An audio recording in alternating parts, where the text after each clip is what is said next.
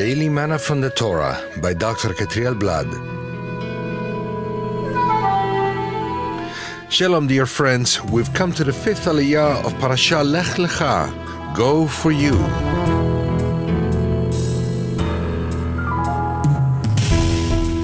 We find today's aliyah between Genesis 14:21 to Genesis 15, verse 6. Today's reading will take place in Genesis 14, verses 22 and 23.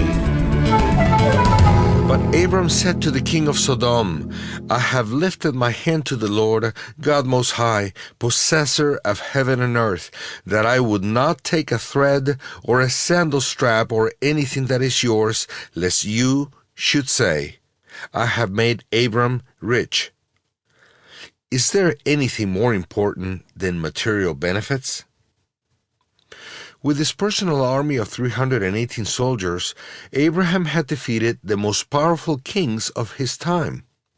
With the Eternal's help, he had recovered both the war prisoners, Lot included, and the goods of the 5 cities that were attacked. The king of Sodom, offered our father all the goods that were recovered in the war, but Abraham refused adamantly to receive them. Why was it so important to Abraham Avinu not to receive anything from the king of Sodom? Wasn't this a great opportunity to increase his riches? For others, this offer would have been a good thing, and many would have considered it a blessing from the Eternal. But Abraham didn't think so. To him, it was more important to have a good name than good riches. To him, it was more important not to be manipulated by men than getting benefits from them. These things that seem to have a great importance are essential for those who want to be approved by the Eternal. Abraham didn't love money. Love of money is the root of all evil. Abraham loved the one who possessed heaven and earth, and that's why he could trust Abraham with so many riches, because he knew he would not turn the riches into a false god. Money is a good servant, but a bad lord. If we do anything just for the money, we're then slaves and idolaters, because greediness is a form of idolatry. Abraham had cleansed his heart from greediness and idolatry. But in this case, the point wasn't greediness.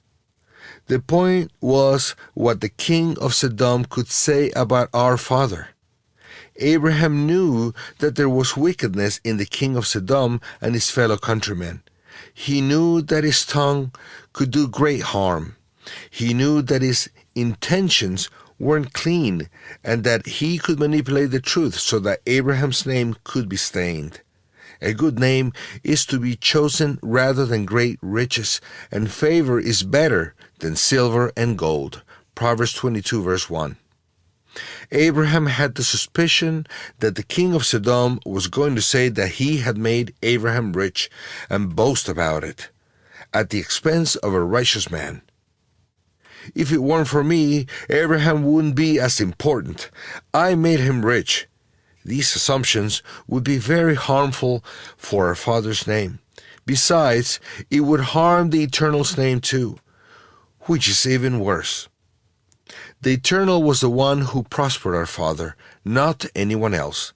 Praise and gratitude for his riches should only be directed to the owner of heaven and earth, not to a wicked king. Dear disciple of Yeshua, don't say yes to all offers that seem blessings. Think twice before receiving money from anyone. Maybe there's a personal interest and opportunities of manipulation behind those offers, especially if they come from a mundane person like the king of Sodom. Keep your name and the Eternals whom you represent unblemished. It's better to lose a good payment rather than a good name. The generous one prospers. May the Eternal help us to be good stewards of His name. Shalom.